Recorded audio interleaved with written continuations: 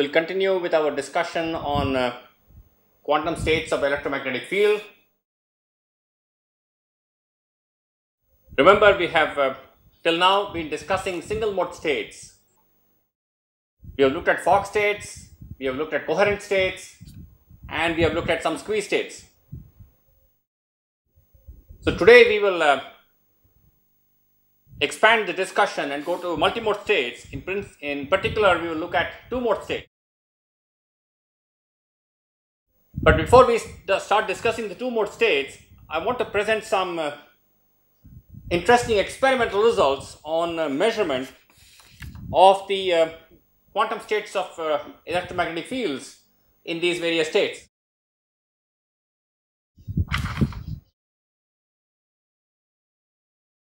These are some results from this reference which is quoted here, Breitenbach, Schiller and Mlinek, which appeared in Nature in 1997, in which they have been able to measure the electric field with the noise in different states of light. Now, the electric field in the electromagnetic wave is oscillating very rapidly, and usually when we do measurements, we are only measuring intensity levels. We are typically measuring the number of photons arriving in a certain interval of time. We are not able to measure the phases or the quadrature amplitudes of electromagnetic field. There is a very interesting technique called balanced homodyning, by which you can measure specific quadratures of the electromagnetic field. Later in this course, we will discuss balanced homodyning, but essentially it involves mixing the given electromagnetic field, which you want to measure, with another field, which is called the local oscillator. In fact, homodyning is a very old technique which is used in signal processing and in microwaves, etc. And what is done here is using a beam splitter, we mix the given state of the field which you are trying to measure with another field which is created by a laser, which is in a coherent state. We mix these two fields and measure the signals coming in the reflected arm and the transmitted arm of the beam splitter, and after doing some signal processing between these two signals coming out, we can actually measure the electric field and the noise coming out in different quadratures.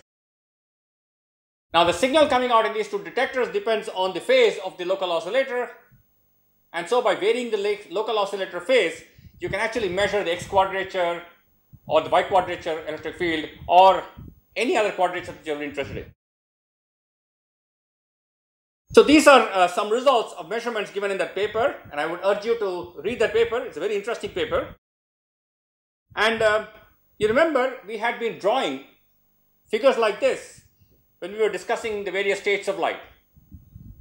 For example, in the coherent state, we had drawn this kind of a representation where the center of this thick line is actually the expectation value of the electric field, and the width of these lines represents the noise. So by varying the electric field corresponding to different phases of the local oscillator, you can actually measure the electric field and obtain the noise that is present in the different quadratures. So this is the field variation of a coherent state. You can see that the noise is constant with time, and the expectation value is following something like a classical electromagnetic field. Remember, it was sine omega t minus theta that we had discussed. The second curve corresponds to a phase squeezed light.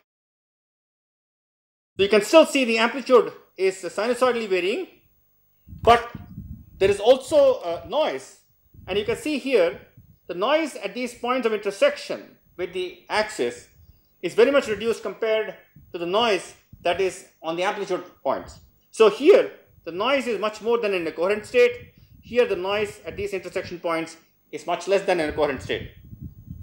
So you've actually distributed the noise in the quadratures between the two quadratures by decreasing the noise in one quadrature and increasing the noise in the other quadrature. That's a phase squeezed state we had discussed earlier.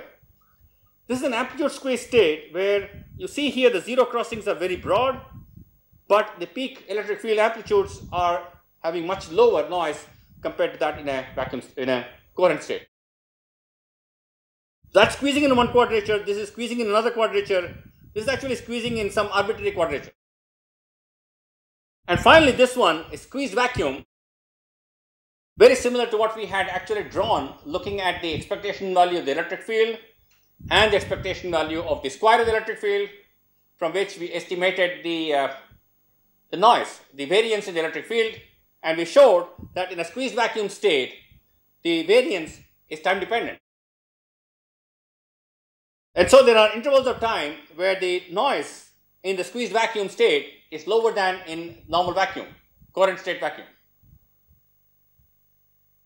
If you had a similar measurement of a coherent state, coherent vacuum state, then you would have got a constant amplitude variation with noise which we had estimated earlier, and that noise is independent of the phase of the field, and so you will have a constant amplitude noise.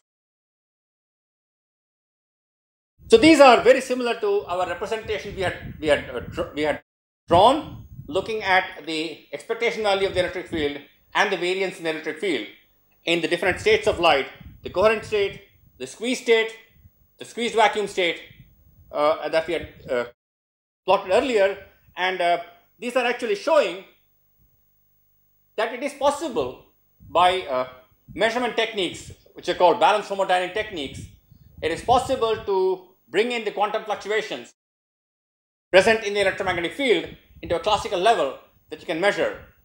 And this is very interesting because this provides us with much more vivid pictures of the actual states of quantum fields.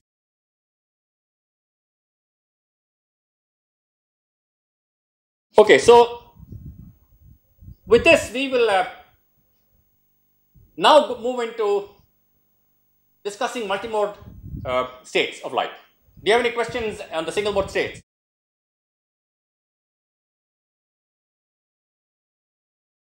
So we would like to discuss what are called as two mode states.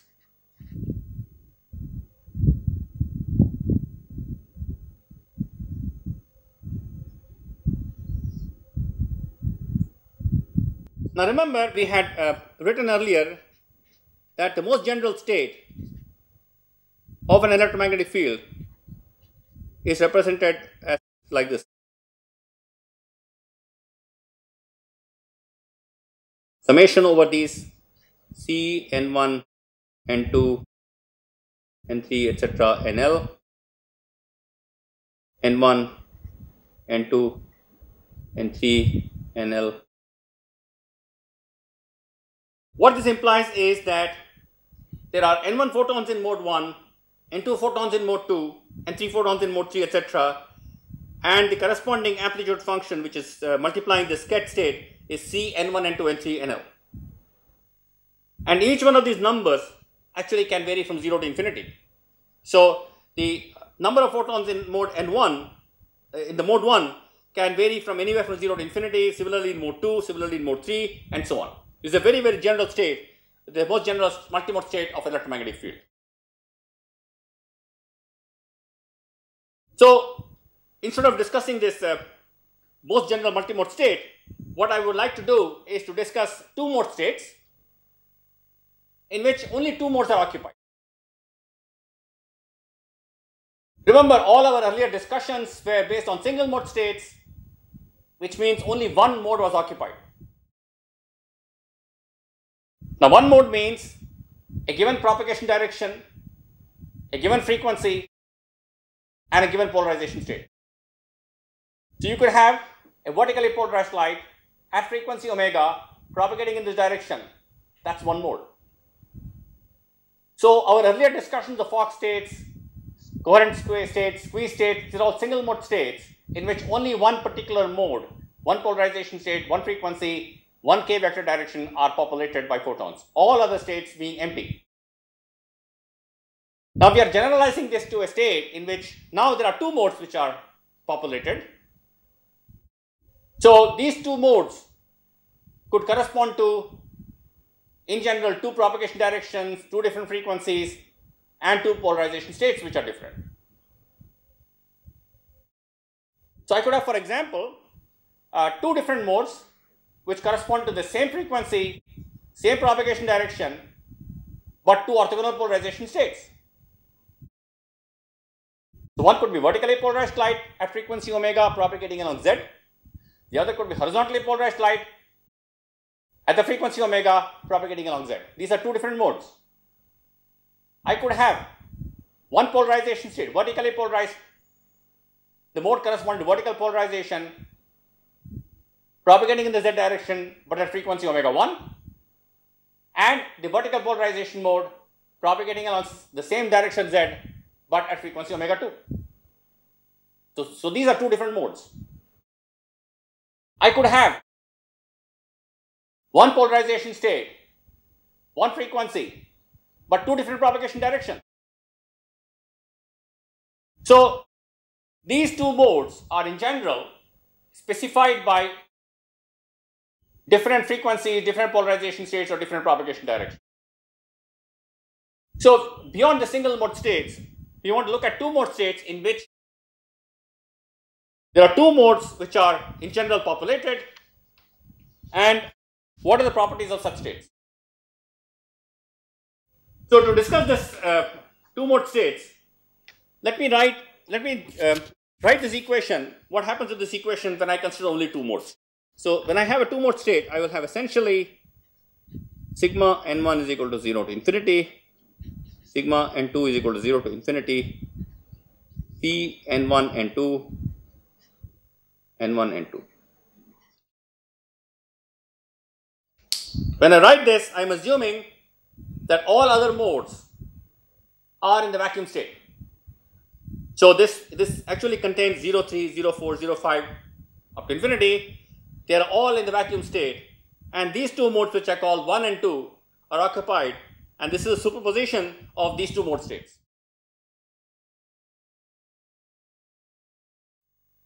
Now in general, this so for example, if I take if I assume that there are two modes, but I can only have a maximum of one photon per mode, then the state will look like this. I can have alpha 0 photon in mode 1, 0 photon in mode 2, plus 0 photon in mode 1, 1 photon in mode 2, plus 1 photon in mode 1, 0 photon in mode 2, plus 1 photon in mode 1, 1 photon in mode 2. Four such possibilities. So this is C00, this is C01, this is C10, this is C11. So that's a general state restricted to the fact that there can be only a maximum of one photon per mode. Now please note that this psi in general cannot be written as a product of mode 1 and mode 2. So for example, the psi for some combinations could be written like this, for some situations could be written like this.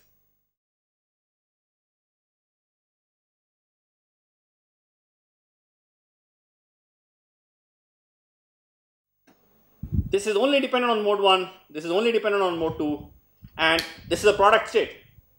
This is much more general than this product state. This is only a subset of the states. This is much more general. In fact, this state, for example, in general, if alpha, beta, gamma, and delta are different, cannot be written as a product of these two single modes. That means product of state 1 into a state 2. And that leads to a very interesting consequences, because you can have states, quantum states, which have very strange properties of correlation between the measurements done on the two modes.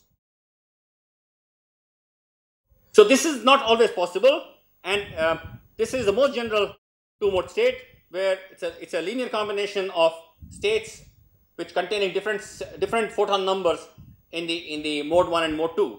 And in general, this cannot be factorized into a product of two states, two kets, one corresponding to mode 1 and the other corresponding to mode 2. Now let's start to discuss some specific examples, and things will become clear. So the first state I want to look at is the following state.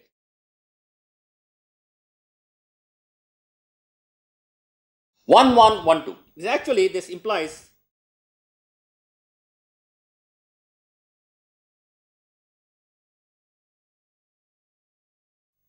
all other states are in the vacuum state. So we don't normally, I don't write this because when I write this and I'm looking at only two mode states, these are the two modes which are occupied and all other modes are empty. Okay, now let me try to calculate what are the, is this an eigenstate of the total photon number operator? Let me try to calculate if this is an eigenstate of the total photon number operator. So recall that the total photon number operator is sigma AL dagger AL. So this is equal to A1 dagger A1 plus A2 dagger A2 plus A3 dagger A3 plus AL dagger AL and so on. It's an infinite series. Now please note that when I operate with n on this state, all other AL dagger AL with L not equal to 1 and 2 will give me 0 because the AL operating on this with L not equal to 1 or 2, because these are in vacuum states, will give me 0. So I need to only operate with the A1 dagger A1 and A2 dagger A2 on the state, because any other operator AL dagger AL will give me 0 when you operate on the state side. So for example, let me calculate n psi. This is equal to A1 dagger A1 plus A2 dagger A2 plus A3 dagger A3 plus so on, operating on 1, 1, 1, 2, 0, 3, etc. So A1 dagger A1 operating on this. This is the number operator for mode 1. That operates on the part corresponding to mode 1, and that gives me 1 into 1, 1, 1, 2, 0, 3, etc. Plus A2 dagger A2 operating on this. This operates on the 1, 2 state here, and that gives me 1 into 1, 1, 1, 2, 0, 3, etc. Plus A3 dagger A3 operating on this gives me 0. A4 dagger A4 operating on this gives me 0, etc. So this is equal to 2 times 1, 1, 1, 2, 0, 3, etc. and which is equal to 2 times psi.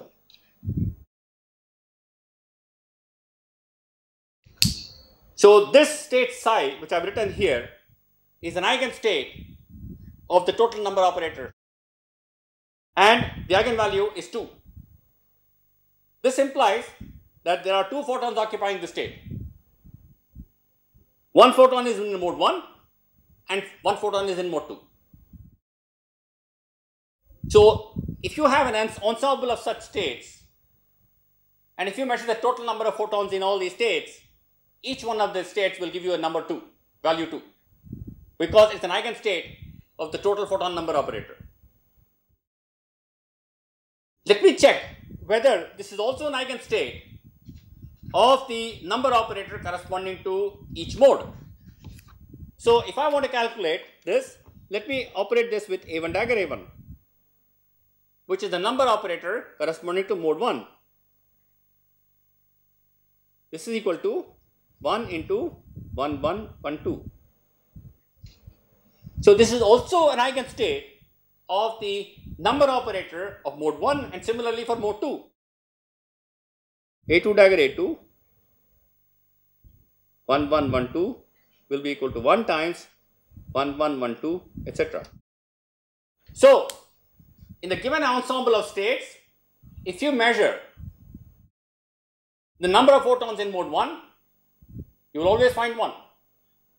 If you measure the number of photons in mode 2, you will always find 2. These are eigenstates of the individual photon number operators. And this is also an eigenstate of the total photon number operator.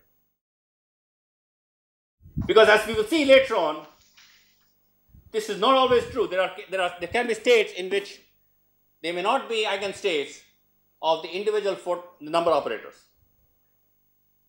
So this state, this is a state which has actually 2 photons, and each photon is occupying a different mode. Please note that this is different from a Fock state in which there are 2 photons occupying one mode. There both the photons are in the same mode, but they could have different. So here the 2 photons are occupying 2 different modes. One photon in mode 1, one photon in mode 2.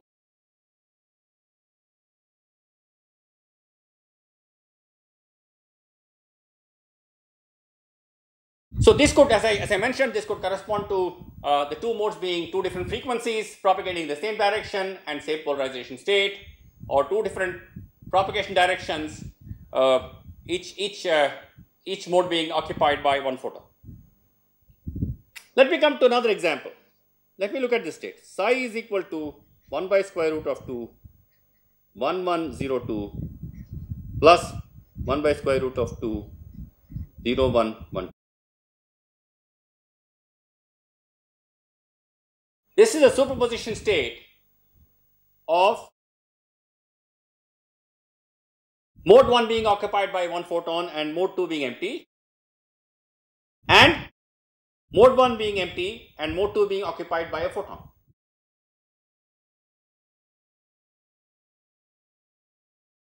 This is a state which cannot be written as a product of mode 1 and mode 2. Now, let us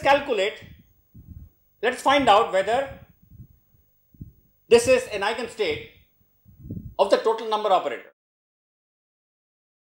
If it is an eigenstate, I will come to know how many photons are there in this state. So let me operate with n psi.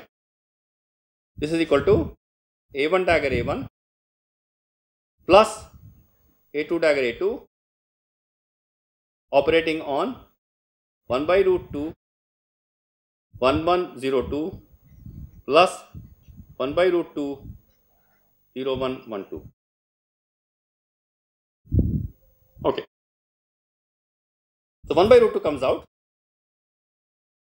A1 dagger A1 operating on 1102. So A1 dagger A1 operating on 1 gives me 1 into 1102 plus A1 dagger A1 operating on 0112, because the mode 1 is not occupied, I get 0. A2 dagger A2 operating on 1102 gives me 0 because mode 2 is unoccupied in this part, plus A2 dagger A2 operating on this gives me 1 time 0112. So this is equal to 1 by square root of 2 of 1102 plus 0112, which is equal to psi. 0112 plus 1102 square root of 2. So this state is an eigenstate of the total number operator. And how many photons are there? There is just 1 photon, because n psi is equal to 1 times psi. Now this state is such a state in which there is only 1 photon, but it is in a superposition state of either being in mode 1 or being in mode 2. Let us check, for example, whether this is an eigenstate of the number operator for one mode. So how do I check? Again, A1 dagger A1 operating on psi is equal to A1 dagger A1 1 by root 2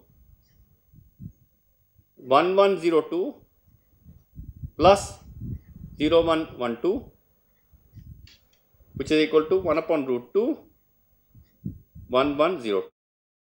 because A1 dagger A1 operating on 1102 is 1102. A1 dagger A1 operating on 0112 is 0. So this is not an eigenstate because this is different from psi. So this is not an eigenstate of the A1 dagger A1 operator. So what is the expectation value? I can calculate the expectation value of the number of photons that I will measure in mode 1. That I can calculate by calculating the expectation value.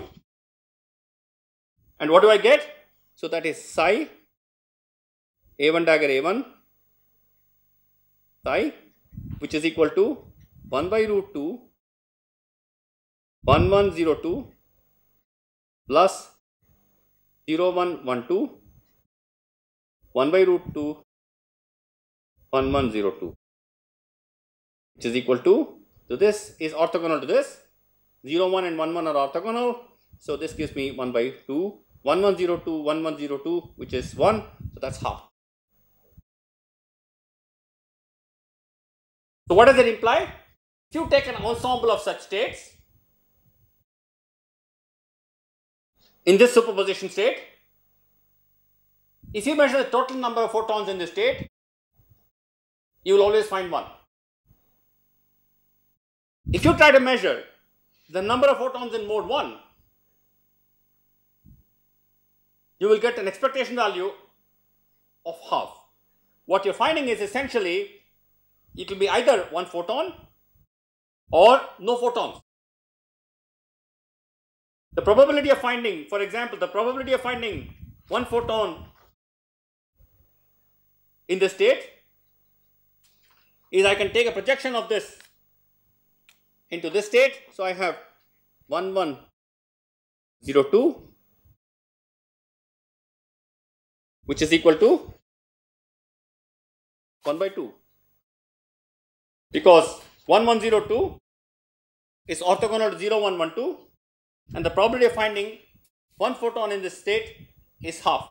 Similarly, the probability of finding no photons in this state is half. So this is not an eigenstate of the individual photon number operator, but it is an eigenstate of the total photon number operator. We will later on find the state in the problem of beam splitter. In fact, we will later on look at this problem. If you take a beam splitter which is 50% reflecting and 50% transmitting, if you send 1 photon from here, it goes into a state of superposition state of these 2 modes, one mode going like this, another mode going like this. And this is the kind of state that we will be prepared when we send a single photon at a beam splitter. And we will look at this problem a little later and find out more interesting features of the beam splitter itself.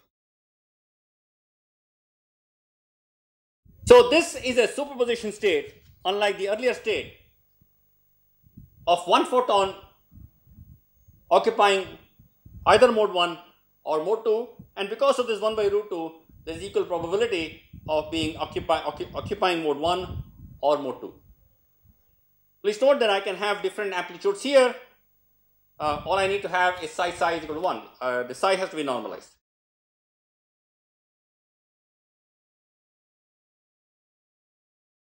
Okay, now I want to look at another very interesting state called the entangled state.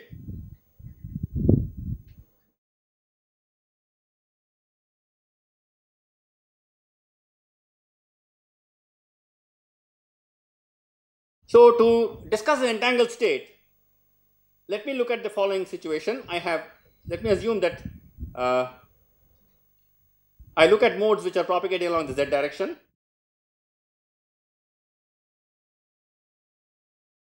So let me assume there are 2 frequencies, omega 1 and omega 2, and 2 polarization states, horizontal and vertical. So I am looking at 4 modes.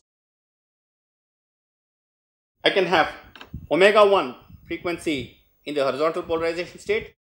I can have omega 1 frequency in the vertical polarization state.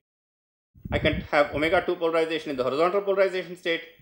I can have omega 2 in the vertical polarization state. 4 possible modes.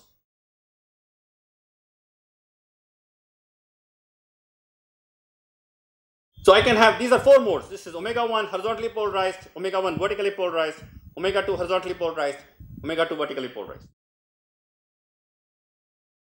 Now I want to look at one particular state, which is like this. Psi is equal to 1 by root 2 H1 V2 minus V1 H2. Let me explain to you what this implies, this symbol. This is a state in which omega 1 horizontally polarized state of omega 1 is occupied by 1 photon, and simultaneously the vertically polarized mode of omega 2 photon is also occupied. This is a state in which the vertically polarized mode of the omega 1 photon is occupied by 1 photon, and the horizontally polarized mode of the omega 2 photon is also occupied by 1 photon. So when I write like this, it implies that all other modes are in the vacuum state. So this implies that there is no photon which is horizontally polarized at the frequency omega 2. The mode corresponding to vertical polarization of omega 1 frequency is also unoccupied, and so are all other frequencies, all other propagation directions, etc., etc. Now such a state is called an entangled state. First thing is, you cannot write this as a product of the different states here. So let me look at some of the, how many photons are there in this state. So again, like before, we need to look at the total number operator, which now, because there are 4 modes, I have to have AH1 dagger, AH1, plus AV1 dagger, AV1, plus AH2 dagger, AH2, plus AV2 dagger, AV2.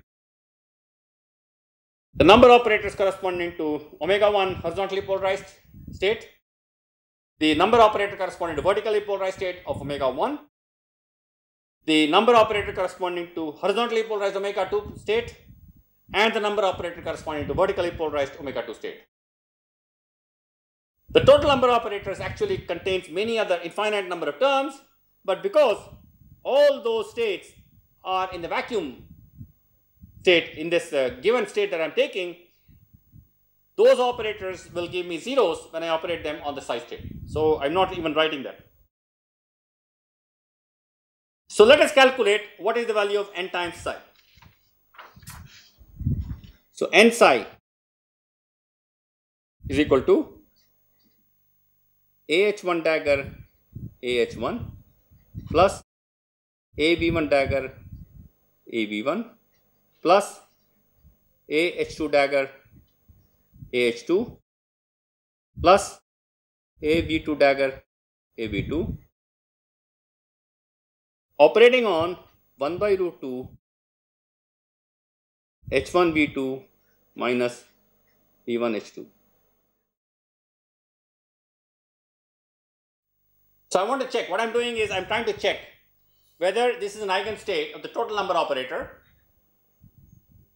and if so, I will be able to find out how many photons are there in the state. So this is 1 by root 2. AH1 dagger AH1 on this gives me 1 because the H1 state is occupied. AH1 dagger AH1 occupied acting on this will give me 0 because H1 state is not occupied. AV1 dagger AV1 acting on this will give me 0 because V1 state is not occupied. AV1 dagger AV1 operating on this will give me 1. AH2 dagger H2 operating on this will give me 0 because H2 state is not occupied. AH2 dagger AH2 operating on this will give me 1. AV2 dagger AV2 operating on this will give me 1. AV2 dagger AV2 operating on this will give me 0.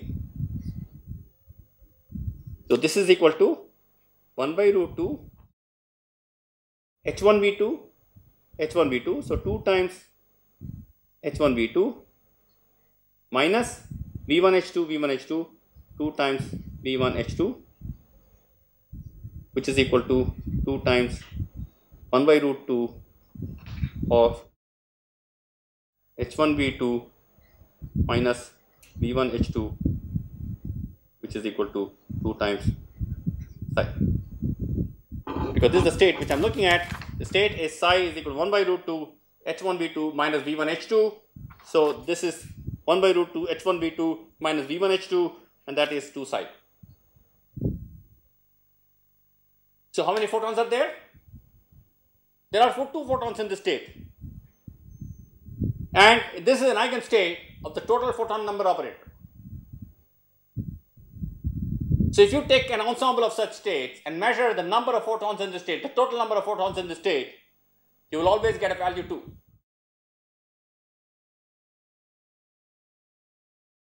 Let me look at whether this is also an eigenstate of an individual photon number operator. So for example, is this an eigenstate of AH1 dagger AH1? So this is 1 by root 2 AH1 dagger AH1 H1 V2 minus V1 H2, which is equal to 1 by root 2 of H1 V2. This acting on this gives me H1 V2 into 1. This acting on this gives me 0. So this is not an eigenstate of the individual photon number operator, because this is not psi. So what is the expectation value of the horizontal polarization state? This will be half. This state that you are looking at actually is a linear combination of 2 possibilities. Mode 1 with the horizontally polarized omega 1 being occupied, and simultaneously the vertically polarized omega 2 being occupied. This is vertically polarized omega 1 being occupied and simultaneously a horizontal polarized state with at omega 2 being occupied. So this is not an eigenstate of the individual photon number operator AH1 dagger AH1 or AV1 dagger AV1. And what is the expectation value? I can calculate psi AH1 dagger AH1 psi. So what will I get? If I pre-multiply by psi bra, so I will have 1 by root 2 H1 V2 minus V1 H2 1 by root 2 H1 V2, which is equal to half. So the probability of detecting the mode corresponding to omega 1 at horizontally polarized state, detecting a photon in that state, is half. Similarly, you can calculate what are the probabilities of finding the photon in the vertically polarized omega 1 state, or the horizontally polarized omega 2 state, or the vertically polarized omega 2 state. Now, this is an interesting state because actually the state of polarization of neither the photon 1 nor photon 2 at these 2 frequencies omega 1 and omega 2 are defined. For example, I can write the same state in a different basis. So let me try to look at another basis. So let me call this horizontal, vertical. Let me call this plus, and this is minus. This is, let me assume pi by 4, 45 degrees. In fact, I leave the problem, general problem of theta to you. So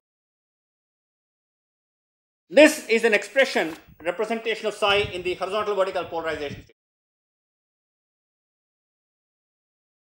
Let me try to express psi in the states, in the basis states corresponding to plus and minus. So from this equation, I can see that H is actually 1 by root 2 plus state minus 1 by root 2 of minus state, and the vertically polarized state is 1 by root 2 plus state plus 1 by root 2 minus state. So let me calculate H1 V2 minus V1 H2. So this is equal to H1, so I have 1 by root 2 plus 1 minus 1, this is H1. V2 is 1 by root 2 plus 2 plus minus 2. This is H1 V2 minus 1 by root 2 plus 1 plus minus 1 into 1 by root 2 H2. So that is plus 2 minus 2. Now you see, plus 1 plus 2 is plus 1 plus 2, that will cancel off with the minus sign here. Minus 1 minus 2 with the minus sign, minus 1 minus 2 with the plus sign cancels off. So what am I left with? So this is half of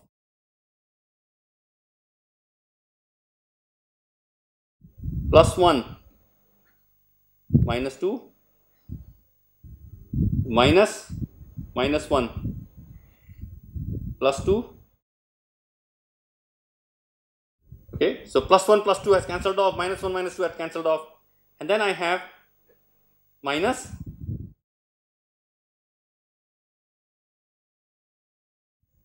so there is a minus here, so I have plus 1 minus 2, minus into minus is plus, and then you have minus 1 plus 2. So plus 1 minus 2 plus 1 minus 2 minus 1 plus 2 minus 1 plus 2 2 times, and this 2 cancels off. So what I've got is essentially H1 V2 minus V1 H2 is equal to plus 1 minus 2 minus 1 plus 2. So the state psi, which I wrote earlier as square root of H1 V2 minus V1 H2, can also be written as 1 by square root of 2 plus 1 minus 2 minus 1 plus 2. So this is the linear combination of the states represented in the horizontal vertical basis. Here it is written in the plus minus basis. So in this state we are writing it as a linear combination of this polarization states. Here we are writing as a linear combination of these two polarization states. This is plus state, this is minus state, this is vertical state, horizontal state, this is vertical state. In fact, I will leave it to you to calculate. If you take a theta here instead of pi by 4, some arbitrary theta, you can show that still the state is represented in the same expression, and what you are now seeing is the polarization state of the two photons are not defined at all. But what will happen if I were to pass, because these two photons are two different frequencies, I can actually split them and make them go in different directions. So if I measure, if I pass mode 1, if I pass omega 1 frequency through a horizontally polarized analyzer, if mode 1 at frequency omega, if omega 1 frequency passes through the horizontally polarized analyzer, then that means it has jumped into the state H1, and automatically the omega 2 frequency photon jumps into the V2 state. If omega 1 photon does not pass through this horizontally polarized analyzer, it has jumped into the V1 state, so the second photon automatically jumps into the H2 state. Not only that, if I were to orient my analyzer at 45 degrees to the horizontal, if the photon passes through, if omega 1 photon passes through this analyzer, it jumps into the +1 state, and automatically the omega 2 photon has jumped into the -2 state. It is projected to the -2 state. If photon 1 at omega 1 does not pass through the +1, disoriented analyzer, the omega 1 photon has jumped into the -1 state, and so the omega 2 photon automatically jumps into the +2 state.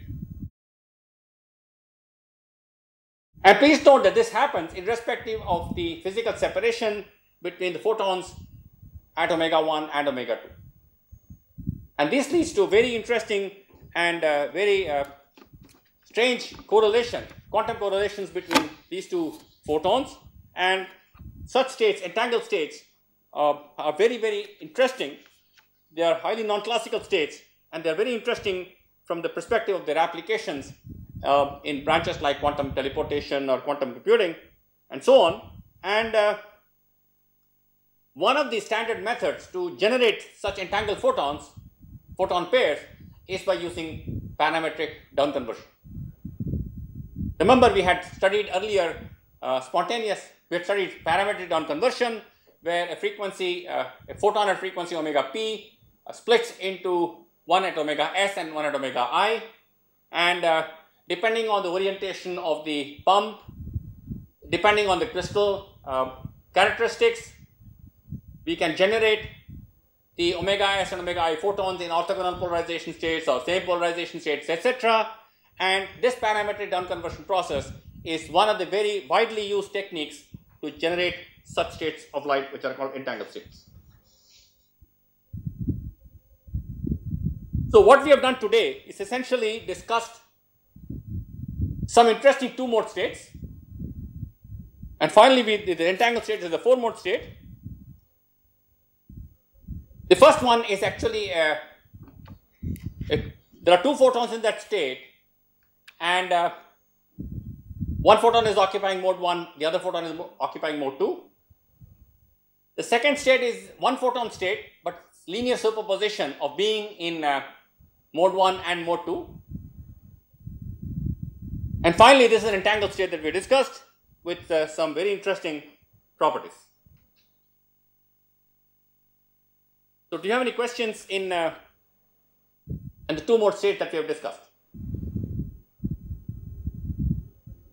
In fact, we can generalize these 2-mode states to multimode states, where instead of having only 2 modes, we can consider a large number of modes, and actually electromagnetic fields that you generate are not in a single mode state or a 2-mode state. Usually they are in a multimode state, and but many times you can approximate them by these states and get some characteristics of these states.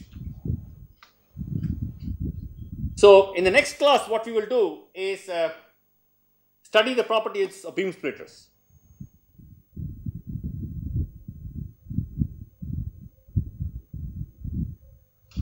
So we look at a state where I have